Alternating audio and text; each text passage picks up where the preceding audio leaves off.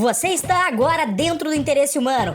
Bem-vindo! Nesse canal abordamos histórias incríveis e bizarras sobre nós, a raça humana. Hoje vamos falar sobre os 10 casos mais loucos que encontramos sobre sobreviventes de naufrágios. Sem mais enrolação, vamos pro vídeo. Pedro de Serrano. Pedro de Serrano era o verdadeiro original gangster dos naufrágios. Seu barco afundou próximo de uma ilha no Caribe. A ilha não tinha absolutamente nada além de terra e poucas árvores para se esconder do sol. Quando Serrano entrou na ilha, percebeu que suas chances de sobreviver dependiam somente das tartarugas da ilha e de sua faca. Durante 3 anos ele sobreviveu somente se alimentando das tartarugas, até que avistou outro navio no horizonte, que infelizmente também naufragou. Desse navio, apenas outro marinheiro conseguiu sobreviver encalhando na mesma ilha que Serrano, que já estava completamente fora de si e aterrorizou o homem. Com o passar do tempo, os dois resolveram dividir a ilha para que pudessem sobreviver, até que finalmente, depois desses 3 anos presos na ilha, Vivendo com a loucura e com o medo do outro companheiro, ambos foram resgatados e só depois puderam reconhecer que não eram inimigos. Jerônimos Cornelis. Ao contrário da maioria dos náufragos, o isolamento não foi o problema depois que o Batávia encalhou em 1629. Centenas de pessoas conseguiram chegar a uma ilha na costa oeste da Austrália, mas o naufrágio foi apenas o começo dos problemas. Cornelis, um dos oficiais do navio, tentou iniciar um motim quando o navio da Companhia Holandesa de Comércio das Índias Orientais, que nome longo, naufragou. Após o ocorrido, o capitão do navio levou um bote com 40 homens prometendo buscar ajuda e resgatar os outros 300 sobreviventes. Com a saída do capitão, Cornelis conseguiu assumir a liderança. Ele tinha 2 preocupações: ficar sem suprimentos e ser preso por tentativa de motim quando o resgate voltasse. Então se reuniu com alguns outros que eram leais a ele e saiu para expedições nas ilhas menores em volta da que estavam naufragados, atrás de água e comida. Só não contou para ninguém que o plano dele era fingir em buscar água e comida nas outras ilhas, abandonar as pessoas que estavam levando junto e retornar para onde os mantimentos estavam abrigados. Esse Cornelis é um grandíssimo filho da puta. Cornelis acabou sendo derrotado somente por Wilby Reis, um soldado que fingiu ter achado comida em uma das ilhas próximas e planejou um ataque a Cornelis com mais 45 homens. Só depois que 100 pessoas foram para a Terra do Pé Junto a mando de Cornelis, o resgate chegou e encerrou o reinado de terror dos amotinados. Robert Drury.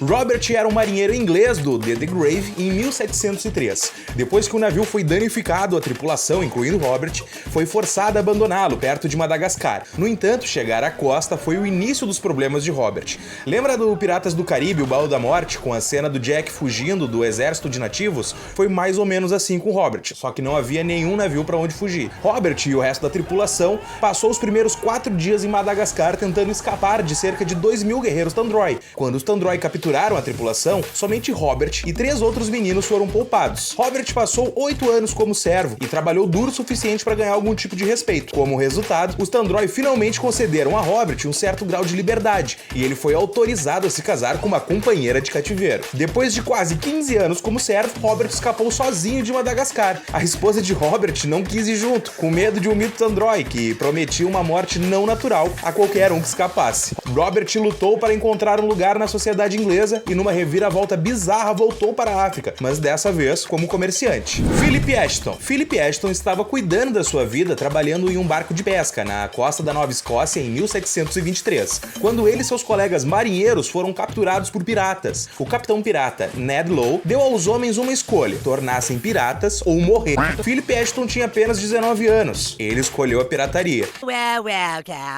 Ashton não queria participar da crueldade, da barbárie da pirataria, nem queria ser executado por isso quando a sorte do Capitão Lowe finalmente acabasse. 8 meses em sua carreira de pirata e Ashton encontrou uma chance de escapar. Ashton aproveitou quando ancoraram em uma ilha para buscar água. Depois que pegaram alguns barris de água no riacho, ele se afastou com a desculpa de buscar alguns cocos e partiu para dentro da selva. Uma semana depois, a busca por Ashton terminou e ele estava completamente sozinho. A ilha era repleta de frutas e ovos de tartaruga, o que era bom, já que Ashton estava descalço e de mãos vazias quando escapou. Isso mudou após 9 meses de isolamento, quando um comerciante espanhol parou na ilha usando uma canoa e prometeu para Ashton que iria mandar resgate assim que retornasse. Ele deixou Ashton com uma faca e uma pederneira, o que lhe permitiu caçar e cozinhar pela primeira vez desde que foi abandonado. Passaram-se mais 7 meses até que outro grupo de marinheiros resgatasse Ashton. A tripulação do The Peg. O saveiro americano The Peg regressava a Nova York em 1765, depois de negociar nos Açores. Durante quase todo o mês de novembro, o DePeg lutou para cruzar o Atlântico enquanto uma tempestade após a outra atingiu o navio. Era óbvio que os homens do DePeg morreriam de fome antes que chegassem à terra.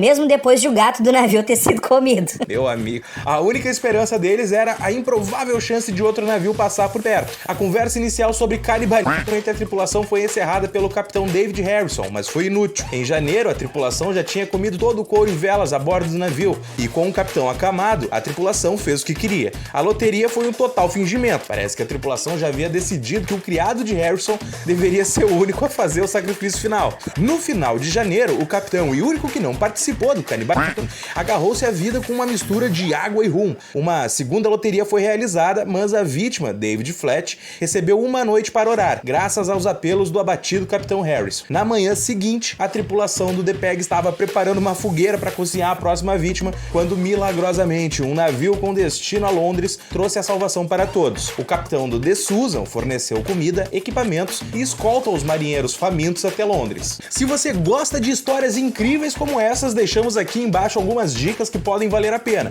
Fiquem tranquilos, a gente não vai tentar vender mais nada ao longo desse vídeo. Mas dá uma olhada ali na descrição para ver se encontra alguma coisa que te interessa. Bernard Carnot. Não se sabe muito sobre Bernard Carnot. Tudo o que se sabe com certeza é que ele era filho de um estalajadeiro de Nova Orleans e por meio de uma série de mal-entendidos foi condenado por um assassinato que não cometeu e enviado para a Ilha do Diabo em 1922. A Ilha do Coisa Ruim, como o nome sugere, é um lugar horrível. Uma selva rochosa em forma de ilha, repleta de doenças tropicais, mosquitos e pancadaria entre os prisioneiros. Estava cercada por tubarões e correntes que batiam nas rochas que ficavam em volta da ilha. Depois de 16 anos, quase todos os registros e vestígios de Barnard haviam desaparecido, até que um americano chamado William Willis conheceu a mãe de Carnot em Nova York. Ao ouvir a história da mãe de Carnot, Willis viajou para a América do Sul e contou com a ajuda de ex-prisioneiros e atuais prisioneiros da colônia penal para encontrar Carnot e ajudá-lo a escapar.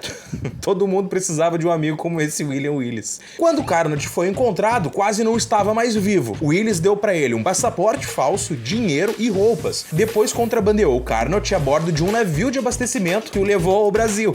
Como se ele já não tivesse sofrido o suficiente. Acredita-se que Carnot pode ter sido morto em combate após se juntar às forças francesas comandadas por Charles de Gaulle durante a Segunda Guerra Mundial. Tem gente que não tem sorte mesmo. Esse vídeo é um grande exemplo disso. E se você assistiu até aqui, fica o nosso muito obrigado. Se inscreve no canal para acompanhar mais conteúdo como esse do Interesse Humano. E comenta se quiser dar uma dica de quais histórias você gostaria de ouvir. Um abraço!